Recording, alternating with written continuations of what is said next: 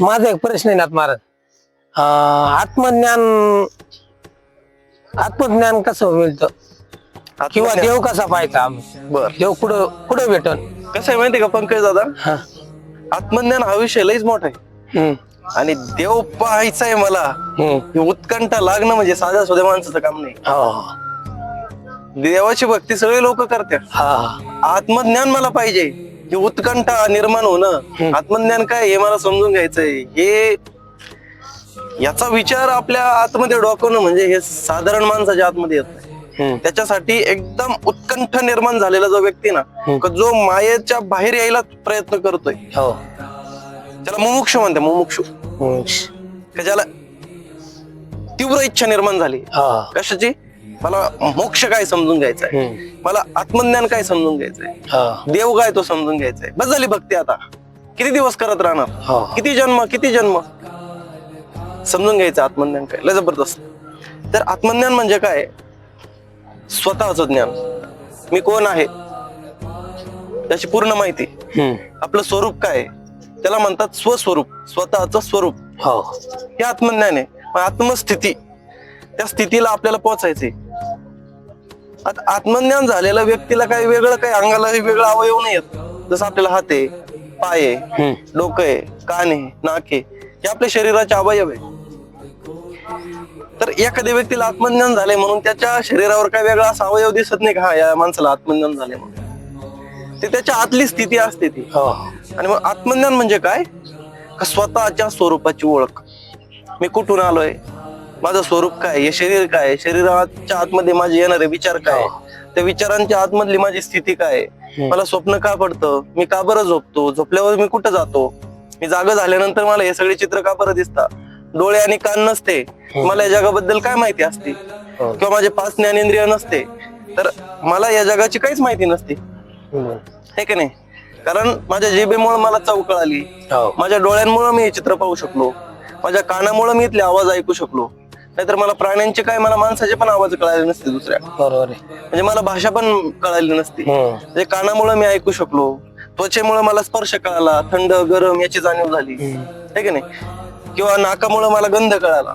श्वास घेतो ना आपण, तर आपल्याला वेगळ्या वेगळ्या प्रकारचा वास जो येतो, सुगंध जे काय असेल ते, तर तो आपल्याला कोणामुळे कळाला, नाकामुळे. म्हणजे हे जे 5 ज्ञानेंद्रिय आहे ना, हे जर मला नसते तर मला या जगाची शून्य माहिती असते. म्हणजे ती अवस्था कोणती आहे, शून्य. का ज्या ठिकाणी तुम्हाला या जगाबद्दल आता जे नॉलेज आहे ना, हे काहीच नाही. आणि ह्या 5 ज्ञानेंद्रियांनी जी माहिती तुम्हाला आता दिलेली ना, कारण हे 5 ज्ञानेंद्रिय आहे म्हणून मी आहे याची जाणीव आहे तुम्हाला. 5 नसल हे तर मी नाहीये ना डायरेक्ट. आणि मी नाहीये ही जी स्थिती आहे ना, ती आत्मज्ञानाची स्थिती आहे. काय या जगात जे आहे ना ते सगळं शून्य आहे. हे कोणी सांगितलं, भगवान गौतम बुद्धांनी सांगितलं. ही जी शून्य स्थिती आहे, ज्याला आपल्या भगवद्गीतेमध्ये काय सांगितलं की ब्रह्मस्थिती आहे.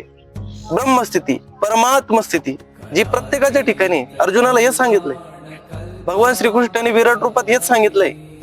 ज्याचे सहस्र हात आहे, सहस्र म्हणजे हजारो, सहस्र पाय, ज्याचे सहस्र पाय म्हणजे हजारो पाय त्याचे.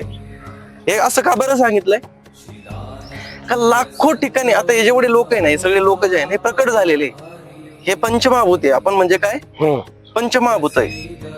पंचमहाभूत माहिती आहे ना तुम्हाला, अग्नी, वायू, पाणी, आकाश, पृथ्वी, हे 5 घटक मिळून आपण हे शरीर बनलेलं आहे. हे काय असं प्रकट झालेलं आहे. आपण आईच्या उदरातून बाहेर आलो ना, आपण नुसतं प्रकट झालोय, प्रकट. आणि एक दिवस असं येईल की हे आपण अप्रकट होणार आहे. म्हणजे काय, हे सगळं या मातीमध्ये जाणार आहे. मृत्यू म्हणजे काय, दुसरं काही नाही, फक्त अप्रकट व्हायचंय. आत्मा कुठंच जात नाही. आत्मा अजरामर आहे ना, आत्मा नाही अशी जागाच नाही.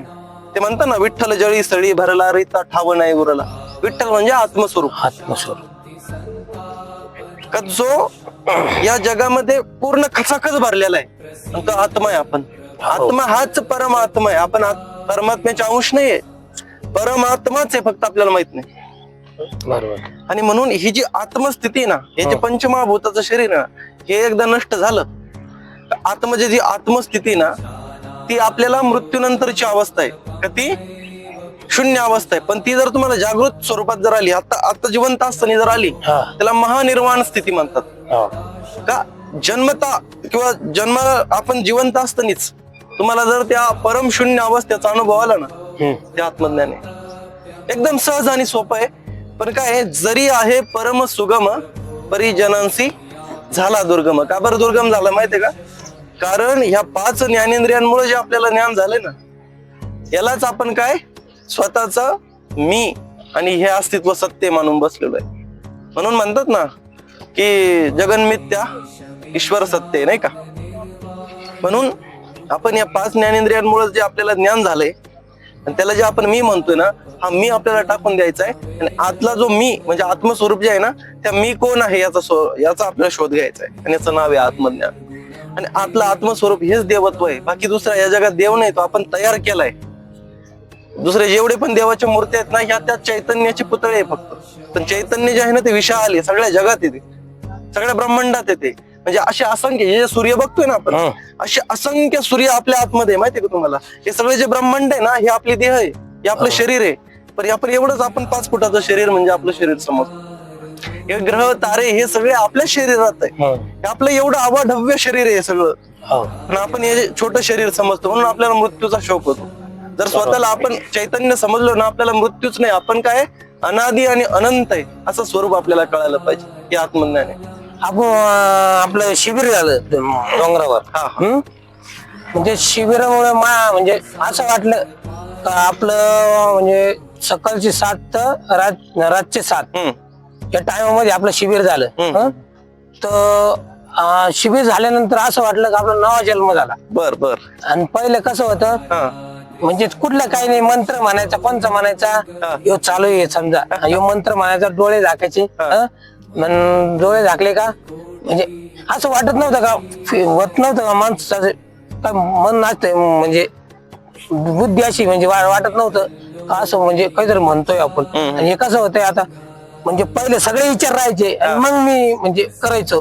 पण आता काय हो राहिलं, ते विचार सगळे पहिले डिलीट मारतो मग ध्यानाला लागतो. मग माणसं जास्त समाधान वाटतं. वा वा वा. म्हणजे पहिलं म्हणजे भीती वाटायची कुठं पण, म्हणजे असं भीती म्हणजे खूप भीती वाटायची. पण आता भीती म्हणजे असं वाटत नाही, भीती नाहीच आहे, काहीच नाही ह्या दुनियामध्ये. म्हणजे देव पण असा म्हणजे इकडे नाही, म्हणजे आतमध्ये देव. म्हणजे पहिले कसं वाटत नाही इकडे देव आहे गाड्या, पण आता वाटत नाही का देव म्हणजे आपणच देव आहे.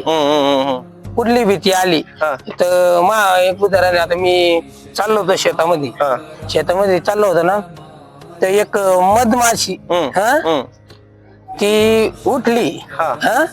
तर मी चाललो होतो ना, ती मला डसली. मी तिला बघा हेच म्हणलो का तू आहे ना, तू मीच आहे. वा वा. तू मीच आहे ना.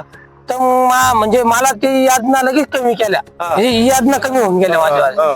मग याच्यामुळे मला समजलं का म्हणजे आत्मज्ञान विचार करू शकत नाही त्यांनी, म्हणजे त्याची इच्छा झाली आत्मज्ञान करायचं, तो खरं धन्य आहे. म्हणजे तो सगळ्यालाच म्हणजे त्याला कोणाला सांगत ते नाही, मस्तीच राहतो. आणि तो सगळ्या जगावर खरं प्रेम करू शकतो. ज्याला आत्मज्ञान होतं ना, तोच व्यक्ती सगळ्या जगावर खरं प्रेम करू शकतो. बाकीच्या सगळ्या लोकांचं डुप्लिकेट प्रेम आहे. म्हणजे त्यांचं काय घ्याय द्यायचं प्रेम आहे. ज्यांना हे सुखाचे दिल्या घेतल्याचे अंतकाळीचे नाही कोणी, म्हणजे त्यांचं घ्याय द्यायचं प्रेम आहे. दिलं घेतलं तर खुश, नाही दिलं घेतलं तर राग. म्हणून जो आत्मज्ञानी व्यक्ती ना, मग ते स्त्री असो किंवा पुरुष असो, कारण आत्मज्ञान हे फक्त माणसाला होतं असं नाही, ते लेडीजला पण होतं. ज्याला आत्मज्ञान होतं ना, किंवा जो त्या मुक्त स्थितीला जातो ना, तो जगावर खरं प्रेम करू शकतो आणि जगाला खरा मार्ग देऊ शकतो. खरं प्रेम ही आत्मस्थिती आहे, ही आत्मज्ञान आहे. जबरदस्त, भारी वाटलं बोलून, मस्त. जय श्री शिव. त्यानं लक्ष